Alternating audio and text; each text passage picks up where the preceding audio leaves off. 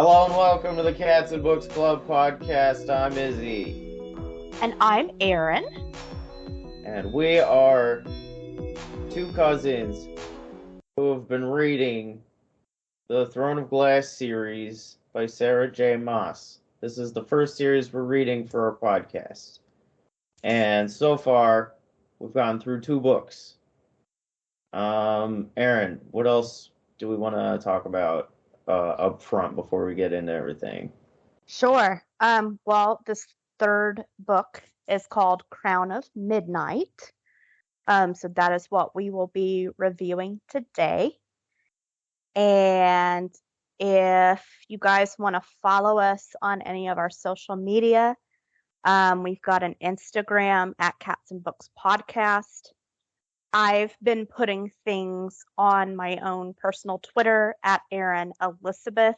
And I know that Izzy has been putting our podcast out other places other than YouTube. I've been uploading Yeah, it's the on podcast to Spotify. YouTube. It's on Apple Podcasts. It's on Google Podcasts. Should be most places. Mm-hmm. So, One other thing I wanted to add, I just figured out on YouTube how to group podcasts together. So I made a group specifically for all of our Throne of Glass podcasts. So it's going to be all grouped together. It's in one sort of playlist. yeah, playlist. Good job, Erin. Mm-hmm. Mastering the internet one step at a time. Yes. Geriatric millennials struggling through. All right. Well, are we ready to dive in to Crown of Midnight? So, Crown of Midnight. It begins. We have what happened in the last book that led up to where we start this book.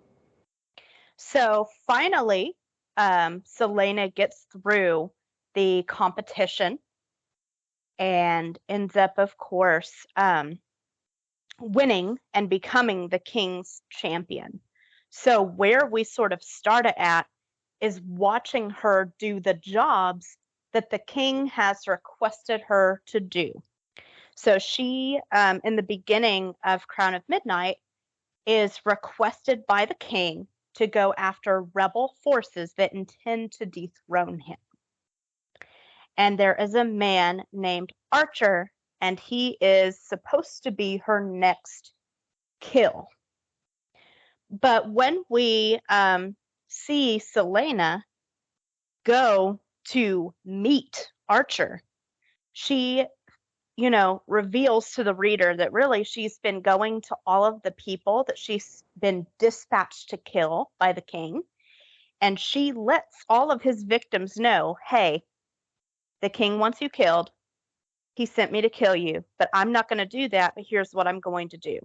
I'm going to make it seem like I've killed you, but you now must disappear. So she's really been aiding all of these people that he wants dead. She's been aiding them and telling them, get the hell out of Dodge. Which, knowing Selena's character, I think everyone kind of saw that one coming. Of course, she's not going to work for the king. Yeah, it's like, she's not going to work for him. She's going to work for herself, basically, under the guise of working for him. Right. He, basically is like, oh, thank you for this chance, and then to get away, and then she's like, you have a month basically to get your life together before I come for you for real. And make it seem like you've disappeared forever.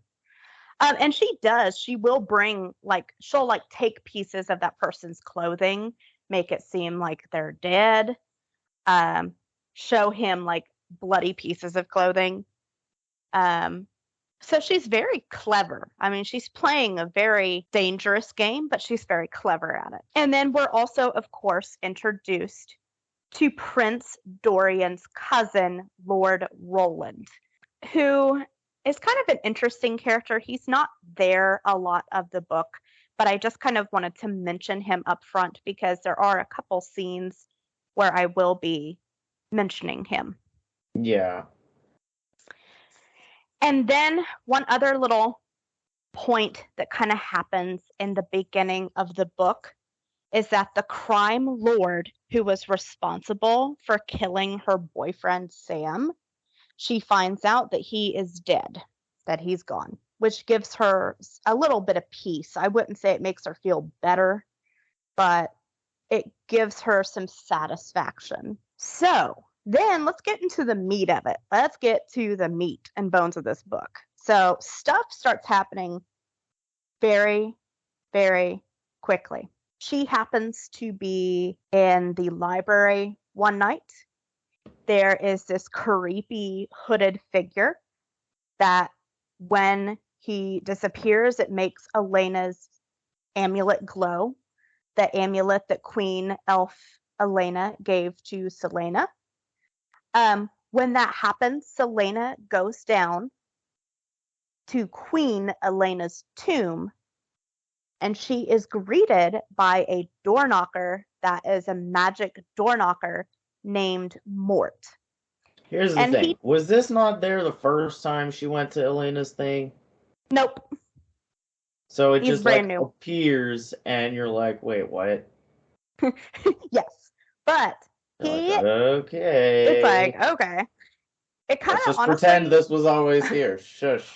Honestly, it kind of reminds me of Beauty and the Beast when it came to life. I don't know. It gave me a Beauty and the Beast vibe.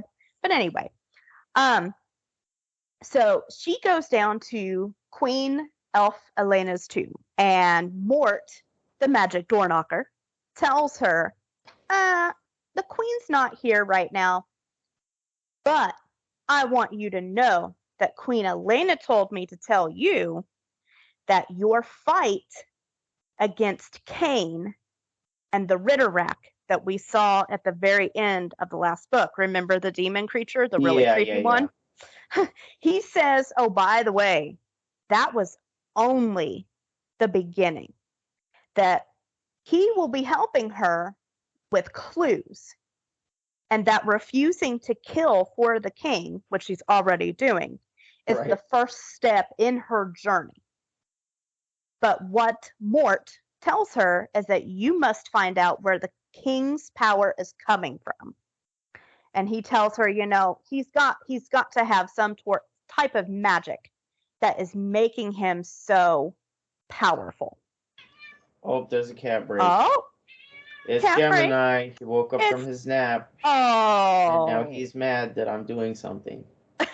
Oh, shush. Hey, this is the Cats and Books podcast. Enter the cat.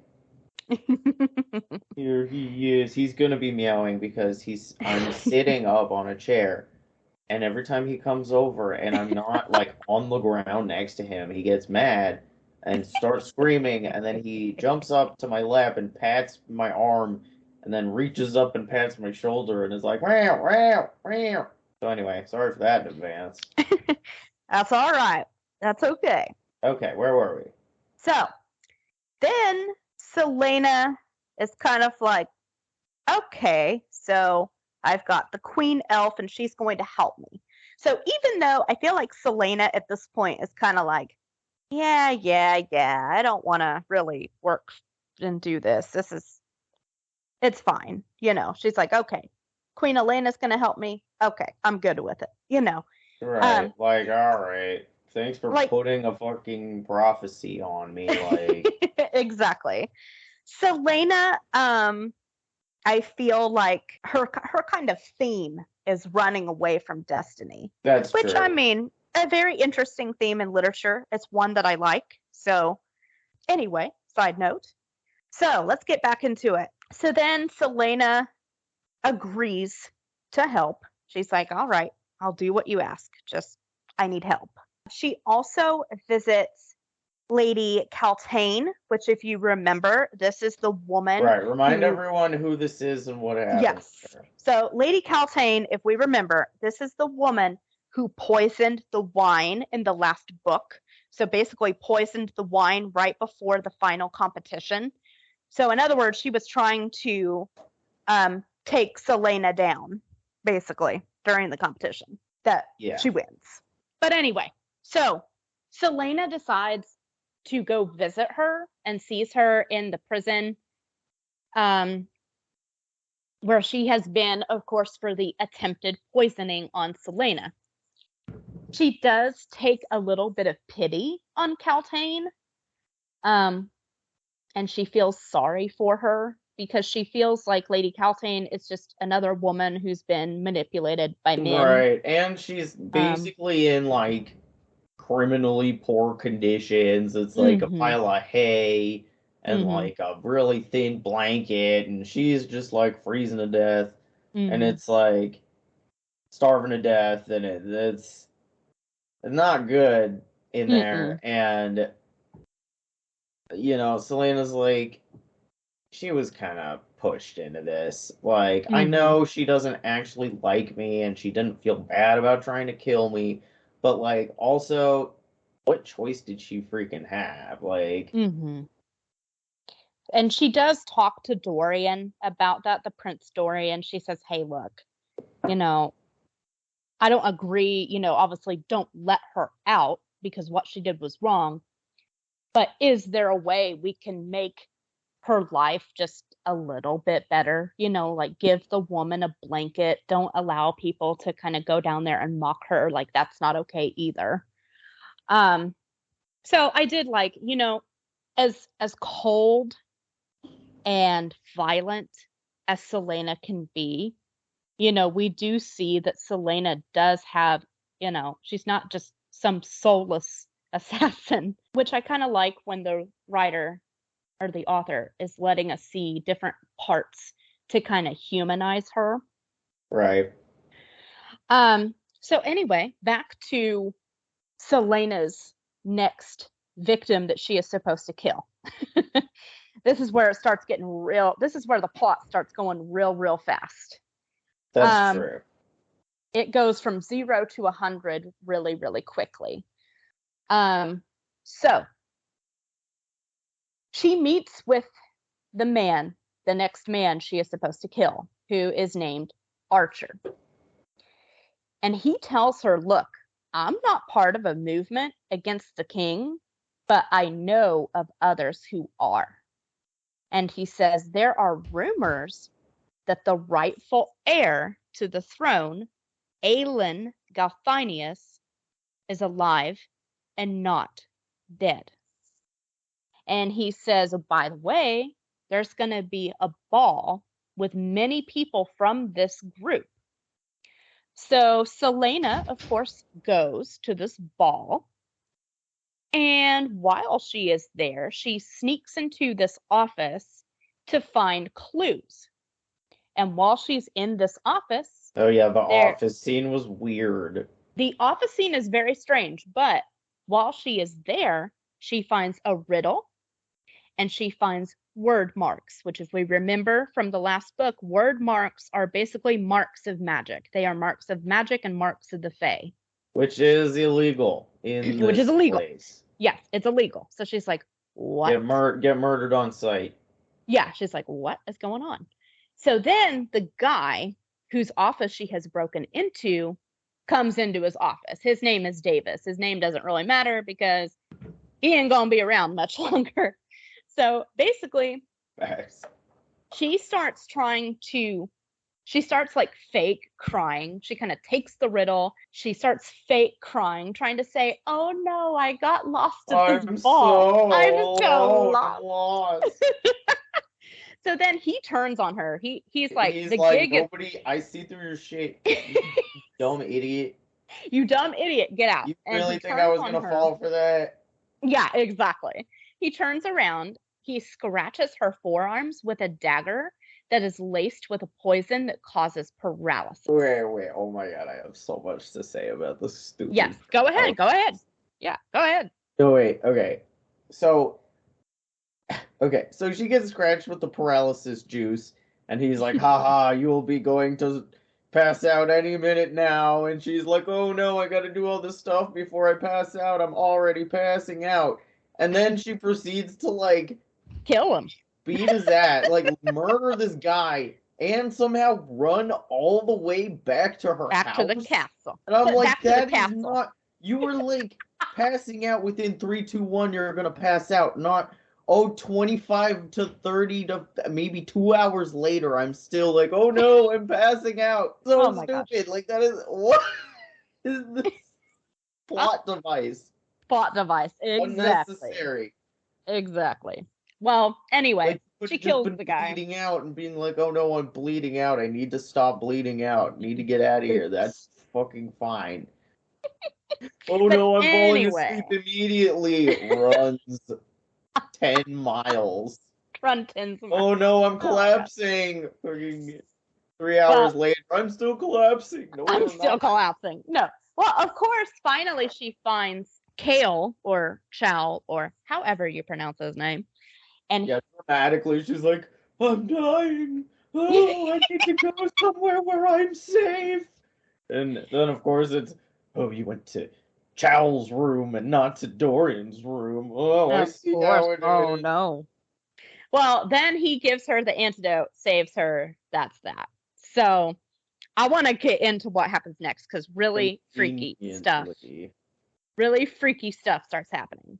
So at that point, she decides, after she gets better and whatnot, Selena goes back to the library to search for the shadow creature that she keeps seeing. And she finds yet another secret passageway in the library. Another One. secret passageway. Exactly. But it goes down into a chamber with a tapestry depicting fairies and fae folk. And there is this massive iron door, which of course, iron historically from other fairy tales is hurtful to fae. And then this creepy thing happens. And this is an actual quote from the book. Here's the quote. So, Selena gets down on the floor because she's like, she can't open the door. She tries to open the door a couple different times, can't get in. But then, here's the direct quote. With absolute silence, she slid the shining dagger under the door. The reflection along the blade revealed nothing but darkness, darkness, and torchlight. She shifted the dagger, pushing it just a bit farther beneath. 2 gleaming green gold orbs flashed in the shadows beyond. So, Very that good happens. dramatic reading. Thank you. So that happens. So she's and there, she sees a monster, and she's like, she's like, oh crap, what is this? What is this? Cool, another secret passage monster, my favorite. Yeah, exactly. Haven't had enough of this yet.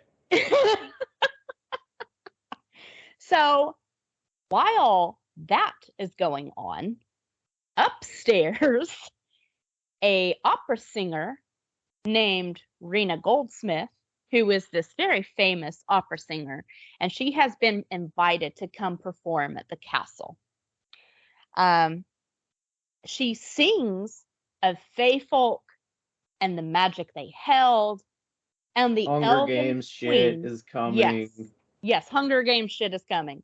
But she sings of the fae and the magic they held and how special they were, and she sings of the elven queen Elena. And then what would that song sound like? I don't know. It'd be like, all the fairies of yore are so good, but they're dead now, and it's your fault. Yeah. I mean, basically, that's what she does, because then she dedicates the song to the royal family. This one goes out to you. To you bitches, basically. And the second she did that, I was like, uh-oh, that's not good. That's not good. That's not good. And then, of course, she is later killed. But as she is killed, which I thought was kind of a power move, as she is killed, she recites names of people with magic that the king had killed. So as she is dying, she's like reciting names to him of people he's responsible for their deaths. So we have this sort of, again, this increasing tension happening. We know that stuff is going to go down. So we get past all of that. I know. And we're like halfway through. I'm like halfway through my notes, guys. So this isn't even This the was big a chonkin book. Like, it was a chonkin book. It really was. It I was feel like when it just gets chonkier from here. Mhm. Oh, it does. Oh, definitely. It does. So then we have some nice scenes with the guard, Chow, and Selena during guard duty. Um, they dance and they kind of get romantic, they cuddle and whatever. And And she's like, then "Oh my God, I'm falling I'm for the falling in guard love. guy." Yeah, basically, like I'm falling in love, guys. Anyway, meanwhile, Princess Nehemia, yep, we haven't forgotten her. She's still around. She's still here. For now. Princess, for now. Yeah. Spoiler alert. Princess Nehemia, she tells and goes to Prince Dorian and she says, hey, your cousin Roland has plans to expand the labor camps and that she has been told to tell her father that she agrees with it. So Roland tells her, Princess Nehemia, you're going to tell your father that you agree with the labor camps being expanded. And she's like, no, I don't. And I refuse to do that. I don't agree with this. And Nehemia tells Prince Dorian, she says, you have power within you. And later at a council meeting, Prince Dorian argues with his family about the labor camps being expanded. And he says, this is wrong and I don't support it. And I don't care if you want me to support it. I'm not going to support it. He refuses. He gets up and leaves the room. He punches a solid stone wall. And the stone wall, Manly. well, manly, but hey, the stone wall cracks and breaks open. And he's like, uh-oh. Like, uh-oh, that's not good. Oh my God, wait. I just realized I am imagining for Prince Dorian like a brunette version of He-Man. And I think it fits. Just with that haircut, like with the short, like the bangs and then the short, like, on the short length, like hair.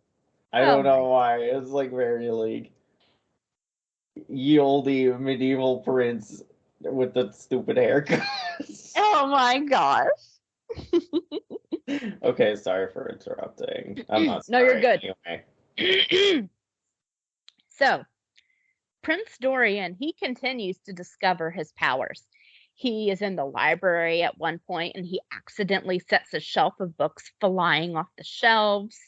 So he continues to grow in power and he's trying to hide his power, obviously, because he's like, if my father finds out I have magic, I am screwed.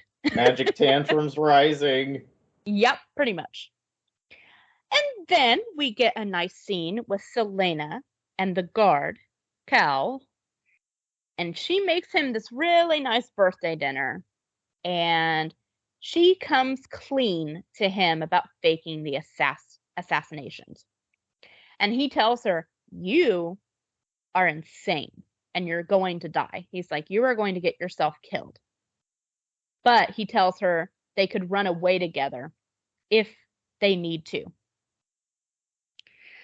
And then Nehemia, the princess, has an argument with Selena because Nehemia tells Selena, look, I need your help. My people need your help. And I Okay, feel so many things hinge on this fight right here absolutely, between Nehemia absolutely. and Selena, Hmm. and I'm trying to figure out how I feel about it because you have Nehemia being like, dude, why aren't you like helping us Mm-hmm. like do more illegal stuff than you already are, because Mm-hmm. Nehemia didn't know that she was already doing illegal stuff by not actually killing people, Right. right? And Right. then Right. so she's like, "You're a stupid coward." Well, she didn't say stupid, but she said, "You're nothing but a coward," Mm-hmm. because like basically Selena was like, "Here's the thing. I do want to help you, but I also kind of just want to like lie down and not do any, like just get out of this place." Mm-hmm. And so, but what seems weird about it is I feel like the way that Selena is, it doesn't feel in character for her to have been like, actually, I don't really want to help you. Yeah. Because usually she's like, against all better ideas, I'm going to go off on a whim and save the slave, like other stuff. Right. She like isn't like, oh, I'd better be safe. Maybe I just want to chill out. I mean, I so feel I that felt feel kind of we weird to me. Like I could, kind of. it's not like that hard to imagine, but it just felt kind of like, wait, really? Like now she's like, not like, I don't Well, know. I feel like we also have to remember that Selena, when she was doing all those other things, like even though the Assassins Guild was like really abusive and stuff, I feel like the king, like she feels in my mind, she never really felt that threatened by the Assassins Guild, right? Like Mm, in my mind, I kind of felt like she was kind of on top there, you know? right. With the king, I feel like she feels she is walking on very thin ice and knows that. Yeah, it's like, It's a different dynamic, well, because I think. she was already pushing her luck, even Oh, with yeah, the stuff that she was doing, and so she was like, I just want you to know that I am doing it, but I can't tell you that I'm doing it because right. it's dangerous for you to know things already, and all that. And it was just sort of like a fight based on like a bunch of unshared information. Right. So it's like there wasn't really a bad guy in it. It kind of just was a conflict. And then, of course, immediately after that, Nehemia. Okay, Aaron, I'll let you take over. Tell the rest Well, of it. so stuff escalates like really, really fast. So right after this argument with Nehemia, the rebel group, the one that's trying to bring and find Aelin Galthanius and bring her back, since they think she's alive, the rebel group takes Cal as a captive, and then Selena comes to save him. So she kills a bunch of the rebels because they're not willing to let him go. Right, and we find out that who is in charge of the rebels? It is what's his Well, face? so Archer enters and he stops the fight. He's like, "What is going on here? Stop."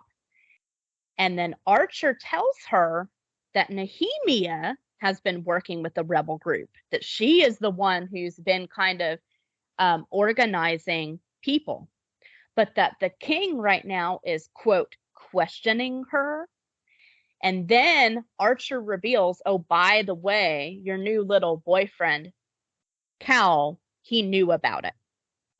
So Selena and Cal go quickly to the kingdom. They go back to the castle, Well, but first she murders a few people. yeah, she murders the um the rebel group because they have Cal as a captive. She murdered a few people, and then they were like, "Stop!" And she was like, And then she did she believe them when they were like, "Cal knew the whole time," Um, kind or of. did their conflict happen then, or did it happen later? Which Like conflict? her flipping out on, I'm just gonna call him Kale. Anyway, on Kale. So, hold that thought. So, they find out that the king is questioning Nehemia, and Archer reveals to her, yeah, your new boyfriend, he knew about it. They rush back to the castle and find Nehemia dead. And that is when she nearly kills Kale in the process and tells him, we're done, and you're never going to be my friend. Like, you're done. You knew about this. You knew this could have been stopped, and you didn't. You did nothing. And then she tried to kill Dorian, and then she tried to kill Kale, and then they had to No, she subdue didn't try to. her. Wait. She didn't try to kill Dorian. No, because She she put her hand on his neck. That was Kale. Was it? Oh, I thought Yes. it was Dorian. Oh, okay. No, because Dorian didn't know anything about that. Dorian had no idea. Yeah. He's got his own shit going on. He had no idea. Right. Um. Okay. So she almost murders Kale. Okay. Almost. But she's like, you know what? Just go. You're never going to be my friend again. Don't talk to me. We're done. And Selena starts to try and find out who killed Princess Nehemia. She goes down to Queen Elena's chambers and she gets a bunch of weapons, and she starts to kind of think in her mind, and she says, you know, I think that a man that I competed with in the competition, whose name is Grave, that he was hired to kill her. She kind of thinks, well, this sounds like his MO. This sounds like something he did. She's like, you know, I know how brutal he was during the competition, and I think he was the one hired to kill Nehemia. So she goes and she finds the man that she was in the competition with, and she says, I need you to tell me everything you know. They have a fight. She makes him reveal who hired him, and it is a gentleman named Minister Mulligan who serves on the king's council. So basically, the king, to boil it down into simple terms without having 20 characters added that don't really matter to the plot that They much. don't matter. Yeah, nobody cares about them at all. Basically, to say, the king had Nehemia hired, and he hired one of his men to kill her. He wanted her out of the way. That's the basic gist of it. He wanted Princess Nehemia out of the way because he knew Nehemia was organizing a revolution. Right. So then Selena goes to search Nehemia's room, and a riddle, she goes down to the tomb of Queen Elena, and there is a sword down there that is the sword of truth. The name, the chosen one. The chosen one, pretty much.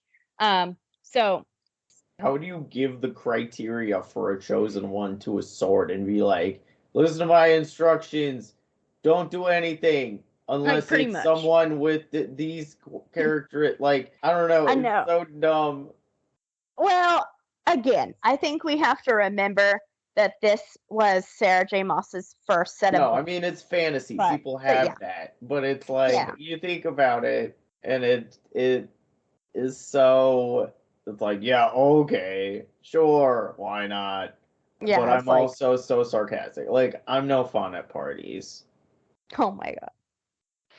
Well, anyway, the sword that she gets down in the tomb, the sword of truth, it reveals a poem in the crack of the chamber that talks of 3 hidden objects. And Queen Elena, the ghost queen, as I call her, comes down to comfort her after Nehemia's death. And the 3 hidden objects are objects that we find out are called word keys. How do we find out about the word keys? Well, there's this party that is set by the royal family, and all these like traveling bands are there, and fortune tellers and jugglers and, the works. The works are there. Kind of like your typical festival today. And Selena goes to this fortune teller named Yellowlegs. Very obviously a witch character. Like, you can tell. Baba Yellowlegs. Baba Yellowlegs. Like, you can tell she's a witch. You can tell this woman has magic. But Selena goes to her and says, do you know anything about this? And Yellowlegs says, oh, word keys. It's describing word keys to open the word gate. And this is quote from the book again. So quote from the book from her. It says, and so a very small band of fae set out to steal them from the Valg kings, Yellowlegs said, her voice coming nearer again. It was an impossible task. Most of those fools didn't return. But the word keys were indeed retrieved, and the Fae Queen Maeve banished the Valg to their realm. Yet, for all of her wisdom, Maeve couldn't discover how to put the keys back in the gate. And no forge, no steel, no weight could destroy them. So Maeve, believing that no one should have their power, sent them across the sea with Brannon Galthinius, first king of Terrasen, to hide on this continent. And thus the word gate remained protected, its power unused. So she gets all of this information from this kind of creepy Baba Yellowlegs, and then the witch tries to kill Selena, but of course, Selena, being the assassin that she is, she kills her instead. Wait, we didn't mention when Dorian went to her, because that happened first, didn't it? Yes, that happens. I apologize. You want to talk about that part? Well, that part, Dorian went to be like, yo, I'm starting to find out that I have magic. And so he's basically like, so suppose someone could have magic. How would it be possible? And honestly, she explains some stuff, and I don't remember what it was. Yeah, I feel that's all that happened. I will say, again, with the one problem that I have with this particular fantasy series is that she introduces a lot of characters. They come in and then they come out, and then you're like, who was that person? Why were they important to the plot? What?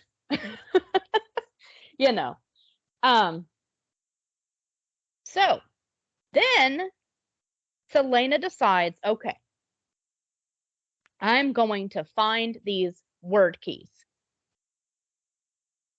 So then she explores for the word keys in the library, and she finds a spiral staircase that, of course, leads to more doors and more passageways. More passageways, basically. I think they're secretly ant people. Ant people? Oh my god. Because they have all these passageways. It's basically the glass castle's just like... It's never ending, It's an ant colony. It's never ending. There's just stuff everywhere. So anyway, Selena enters kind of the center of this passageway, and through there, she enters the clock tower. Well, what she doesn't know is that Prince Dorian has kind of been following her. He's kind of like, what are you doing up in the middle of the night, skulking around the castle? What are you doing? But Dorian follows her, and they both end up fighting against the shadow figure that she keeps seeing. It's a really creepy shadow figure. And through that fight, Dorian, of course, uses his power in front of Selena because he's trying to protect her. And you notice like a lot of his power comes when he's stressed, when he's upset, when he's trying to protect someone. So he he's shares. hulking out. Yeah. Yeah, basically he's hulking out, and then they fight the shadow creature. It goes away, and of course, Selena is kind of like, "Oh my God, you have magic!" So Like, now we need to holy talk about this. yeah, like holy crap, what is going on? And then, of course, she keeps working on the riddle. And through the riddle, she figures out the first key is in Elena's tomb, the first word key. But she also discovers, well, crap, that key, that first word key, has already been taken by the king. And they suspect that the king is using the keys to suppress all magic. So Right. Selena, So then you kind of yeah. finally get to, oh, that's how they're suppressing the magic.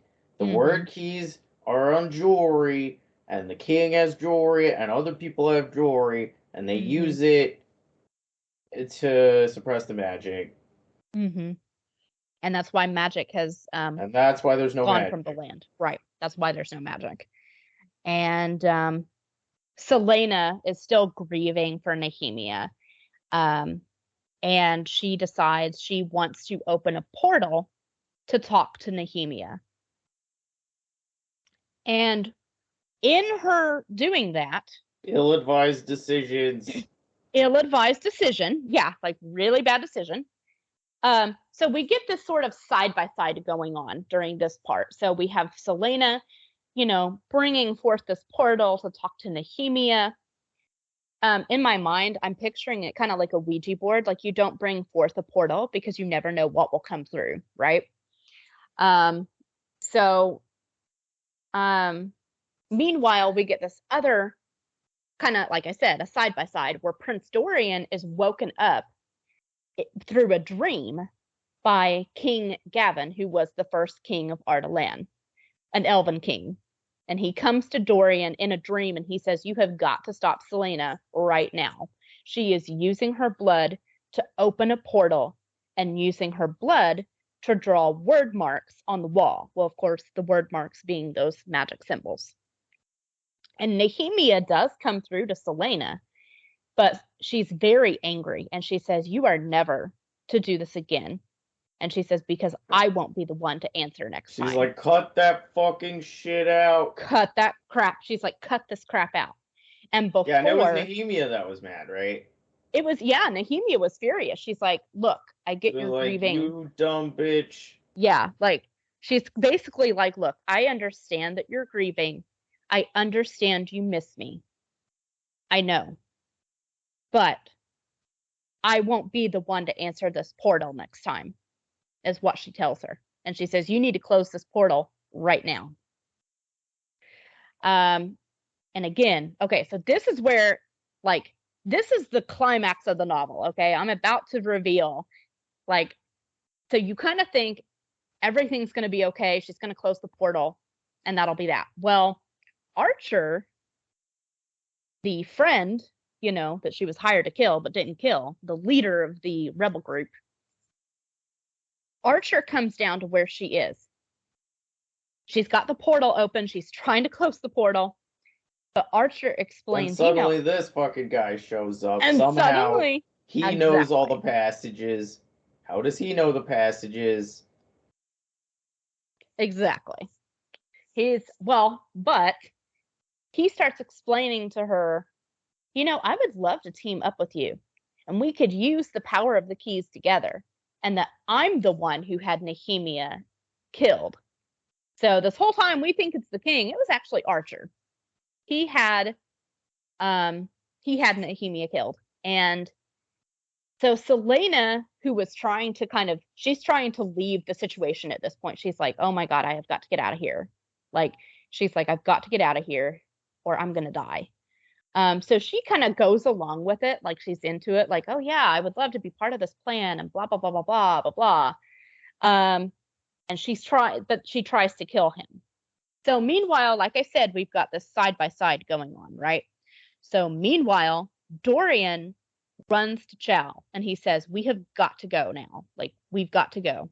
We've got to find Selena." His spidey senses were tingling. Yeah. Well, I mean, remember, he was woken up by the Elf King. The Elf King is like, "You have got to get down there The ASAP. whole last king was like, get up.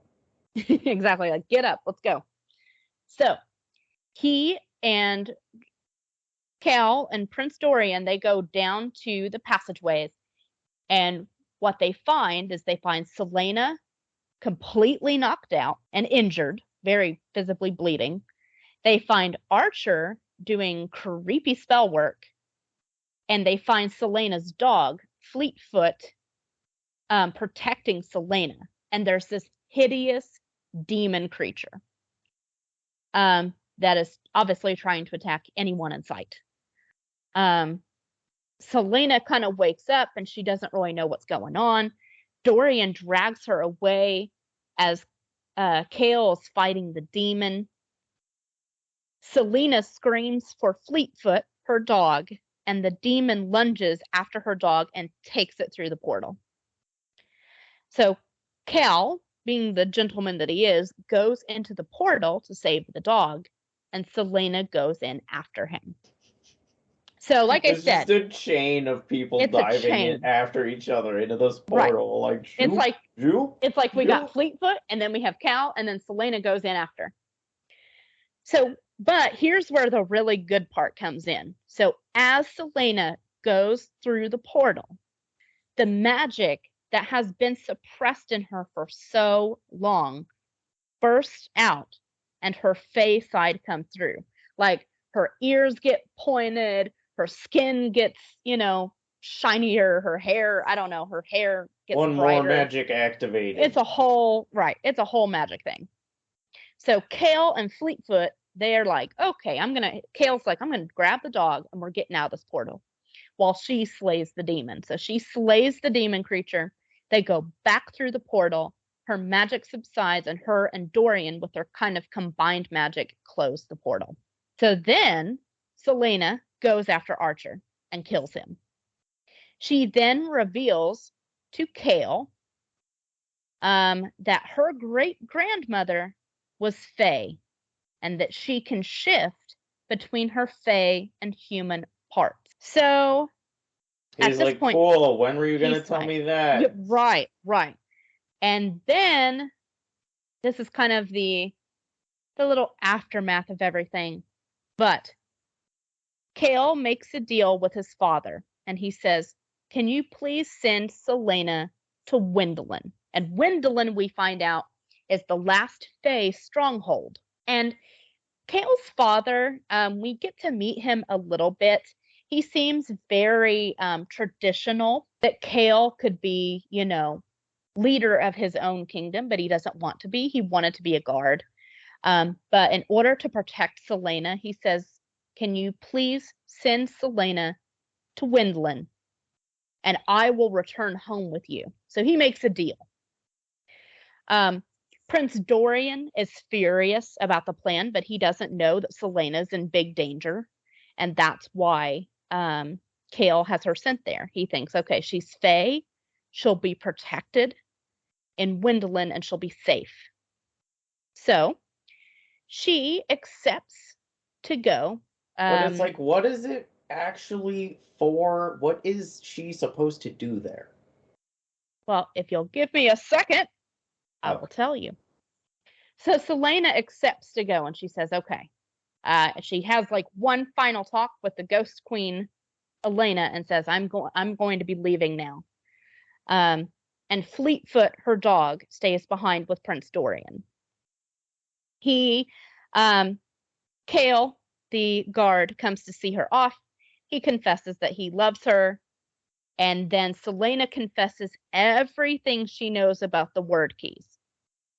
She's like, yeah, okay. Anyway, so I know you love me and all, but like, shut the fuck up. We need to talk about all this. But she's like, hey, we've got more important stuff going on here. She whispers in his ear, and she says a date in his ear. And she tells him, you will understand.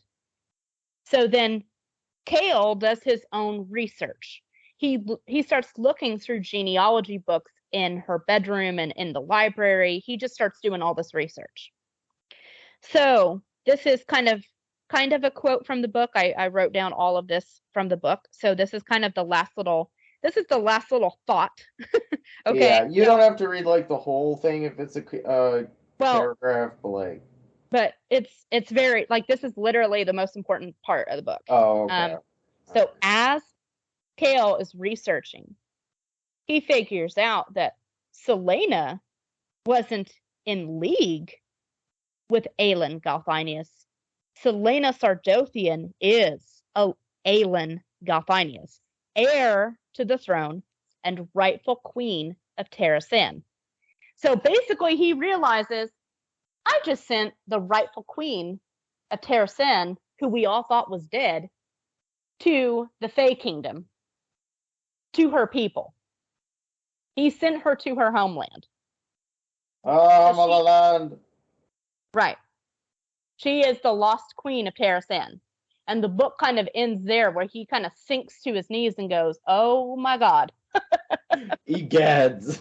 Egads. He's like, oh shit. She is the queen, should be the queen of Terrasen. I mean, is he So happy about it? He's like, that was good, right? he's, I feel like he's kind of in shock at that point because he realizes I just sent the rightful heir to the kingdom back to her people, back to the last Fae stronghold.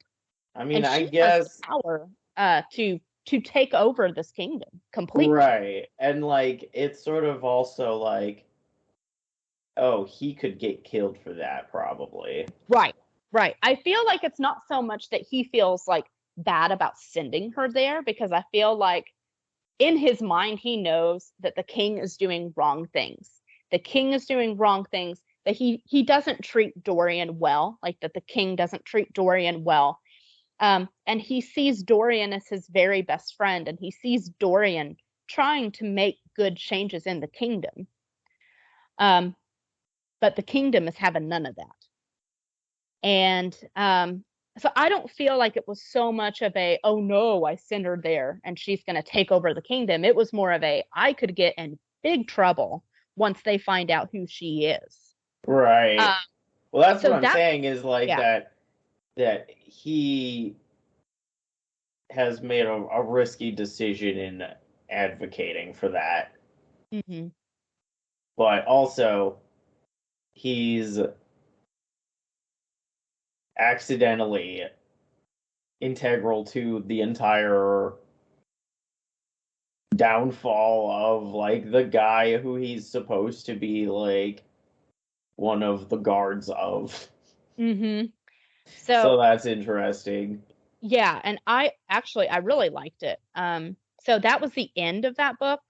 All That's right, kind should of we do our that's where we end. ratings?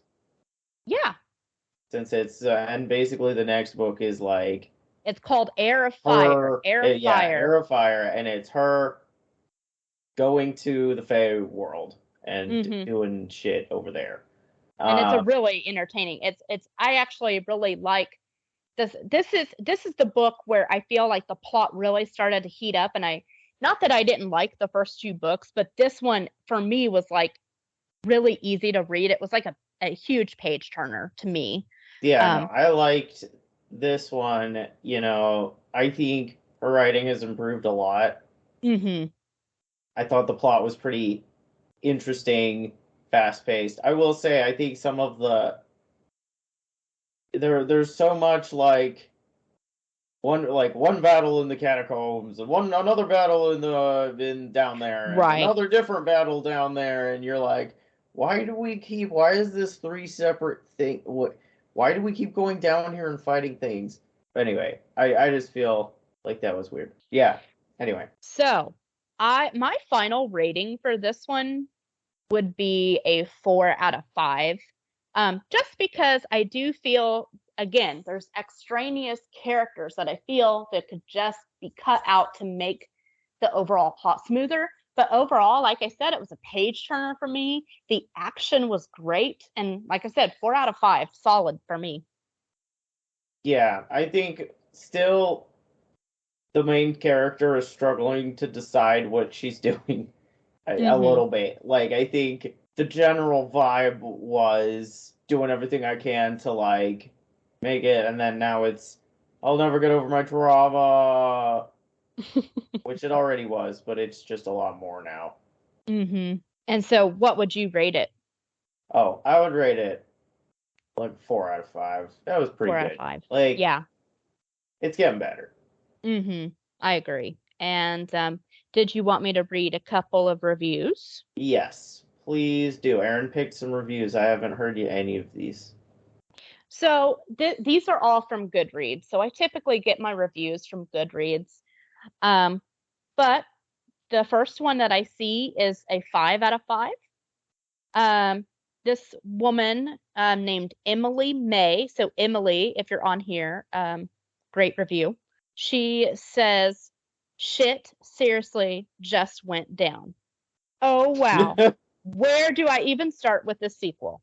I wasn't even sure I was going to read it when I recently finished Throne of Glass and found it entertaining, but a poor excuse for fantasy. You want to know what Crown of Midnight felt like? It was like the author listened to every piece of criticism I could have thrown at that first book, listened to everything I loved and everything that irritated me, and then wrote a perfect kind of book. The kind I wanted the first one to be, the kind I hadn't dared to hope she might produce in the sequel. There was more action, more nastiness, more character development, more surprises, more complications, more sexy, no more love triangle. All of this in a very well paced, never saw it coming twist. Miss Maas, consider me impressed. Crown of Midnight takes a huge step away from the tame, romantic, bitchy drama of its predecessor and opens up a story that is bigger, Bitchy bloodier, drama is so funny. and meaner than I think many readers will be expecting. Selena gets to fully explore all aspects of what it means to be an assassin in this book. She is tested constantly, and you can see her growing and changing and learning as the story progresses.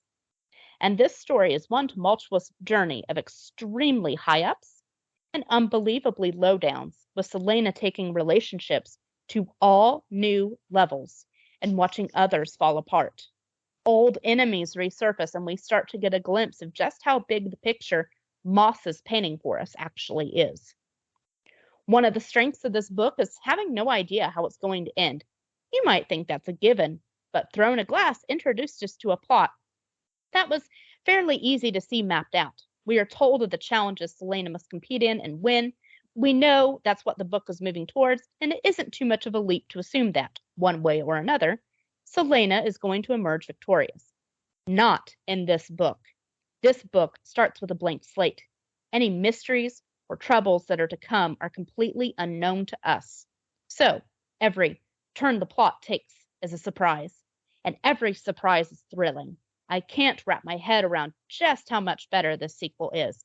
Moss has already, well, this paragraph in particular was great. Right here, she says, Moss has already grown as a writer and a storyteller, making me wonder what she can possibly have in store for us next. The characters are also so much better developed in this book. Moss is brave enough here to allow the main character to make mistakes and do the wrong things and test our ability to like them. Well, I don't know about you, but the new dimensions to their personalities, their faults and weaknesses only serve to make me like them more. Dorian surprised me most of all. In Throne of Glass, Dorian feels like something of a plot tool, a pretty little obstacle to Selena and Cal's romance. The scenes with him felt like a filler between the parts I was actually waiting for. But not in Crown of Midnight. In this, Dorian emerges as an interesting character with secrets of his own. He makes sacrifices for the people he loves, and his importance to the bigger story starts to become apparent. Yeah, I In like short, Dorian more than Kale. yeah. So basically, that's kind of where this review wraps up. And I do agree with everything she said and more. Absolutely, like everything that she said, I absolutely agree with. Now, That was good. actually, there's a lot of 5 out of 5s here. I will say there's a lot of 4 out of 5s, 5 out of 5s. I'm actually finding it hard to find one that's like a 2, like a 1 or a 2 out of 5. Let me scroll here, see if I can find a not so great. Here we go. Here it is. Okay, here's a 1 star review. This one is by a woman named Kay. this one's a little long. I'm gonna cut out like a few bits of it. But Yeah, that's fine. I mean, you can basically what also look for a different one if you want, but yeah. Basically what Kay says, she brings up about having Selena just kind of kill anyone in a manner that's like blitzing in and slaughtering a bunch of a bunch of people, or revenge killing a bunch of dudes. Which, it's I true. get that. It's true. I get that. It's true. You know, the plot, what she says is the plot would have worked just as well if you just had a skilled mercenary or your generic fantasy-esque warrior or whatever. At least then I wouldn't have to wonder how someone with no sense of stealth, subtlety, or self-preservation became the, quote, best assassin ever. I suppose I'm just being unfair. It isn't just assassinating that doesn't happen in this book, it's everything else as well. Selene is too busy figuring out her feelings for Cale to do pretty much anything else, which, if she wasn't beholden to this brutal tyrant of a king, would be a little more acceptable. As it is, the king is pretty chill about her doing nothing but eating breakfast in bed with Nehemia and waffling about with Cale. I guess she occasionally does some recon, but if I had this super amazing, awesome assassin, and I were an evil dictator, I'd have her doing more killing than one dude a month, especially if my super amazing, awesome assassin had as much free time on her hands as Selena does. Right. That's Um, fair. she does talk about the romance in this book, and talks about how she feels like there's not a lot of romantic growth, which again, I agree. Where like yeah. there was not, yeah, with the Kale romance, I was like, Um, I was like, there's okay, fine. Now I will say this review also says, I feel like Dorian got to shine on the pages. Dorian got more development, and Nehemia got more development. She said, of course, for some reason, she's like, look, I loved Nehemia, and then Nehemia, the only named character of color in the entire series, but then she's brutally murdered. Which, as we know, this is a theme not only with characters of color, but with characters on the LGBT spectrum. This happens in Game of Thrones as well, where the gay characters get killed or the characters of color get killed. It happens constantly. Yeah, they're like, oh look, a All, beloved minority we love to see. all, Now watch me take them away from you. all the time, like literally all the time. So anyway, this person feels like she won't read anymore, which is fine. I do agree with some of the things she says. Does that mean I'm going to stop reading? No, because I want to know more. Well, we're doing a podcast now, so we can't. Exactly. We're doing it live. We have set So, our own expectations here. that's right. So, with that, I don't have any final thoughts. I think my final thought is just, like I said, if you guys want to continue following us on YouTube, Instagram, follow along with our readings, read the series yourself. Tell us your thoughts in the comments. Yeah, Um, hit us up at hit us all up. the places that we are linking below. And don't post spoilers. Thank you, people. Or if you do, put a big giant thing in your post that says spoilers ahead for other readers who maybe haven't read it yet or who are just now following along. Even though our whole podcast is spoilers. Well, yeah. But also, we haven't read like the rest of the actual books. Exactly. So we're trying to be surprised. Exactly. We weren't So surprised for these because we read them all, tried to record them all, then it got jacked up, and now we have to re-record them. But this and the next one are the last ones we're re-recording. So from here on out, it's going to be books we haven't read. Like I said, Izzy and I are reading our way through Sarah J. Maas's works. But how this podcast is going to work is, I picked the initial books because I've been wanting to read Sarah J. Maas's works forever. But how this podcast is going to work, just a note about that as well, is that I'm going to pick a series or a book and then like a standalone. It can be a standalone novel. It can be fiction. It can be nonfiction. It can be, a young adult novel. It can be, I think most of our books are going to be adult novels, just FYI. Um, so I've made, this is kind of an adult podcast. This is not something for kids. Um, but with that being said, it's going to be a collaborative effort between Izzy and I. So, um, I look forward to seeing what Izzy picks out after we finish all of Sarah J. Maas's works. Yeah, I But think it'll be fun yeah, to do a couple of like one-offs in between some series. hmm Give ourselves like a break there. I agree. Like we can finish Throne of Glass, and then before But moving if on, anybody has any, you yeah, know, yeah, we should yeah, go definitely ahead. finish it. We're definitely finishing Throne of Glass, and then eventually we'll do Court of Thorns and Roses, I'm sure. Oh, absolutely. We might end up doing that after this. I don't Yeah. know. Were we Yeah. planning on doing that? Yes, we're going to do the Court of Thorns and Roses series, also by Sarah J. Maas, and her also other series, which is only 2 books as of right now, but is going to be a trilogy, and it's called Crimson City. Oh, that's gonna be fun. I love finally like doing books that come out as they come out, like reading them. Exactly. We're kind of becoming It's been a part of the long series. time since I've had So, anything fun to wait for, so yes. So that's we're kind of exciting. becoming part of the Sarah J. Maas fandom. But like I said, like share your thoughts. Um, and just keep it civil in the comments. Like another thing that I've noticed on a lot of um just in general, just reading communities is people, it's almost like they're not allowed to hate something. Like you're allowed to hate this book. Like you're allowed to hate it, but you're not allowed to like trash other people that like it. So keep it civil, okay? Right. Like you can trash the book, just don't trash your fellow people. Exactly. And with that, All I think right. those are my final thoughts. Yeah. Thanks for joining us, everyone. Love you all. Thank you for listening. And we will catch you next episode with Air of Fire, finally. All right. Bye bye, everybody. Have a good Bye. time.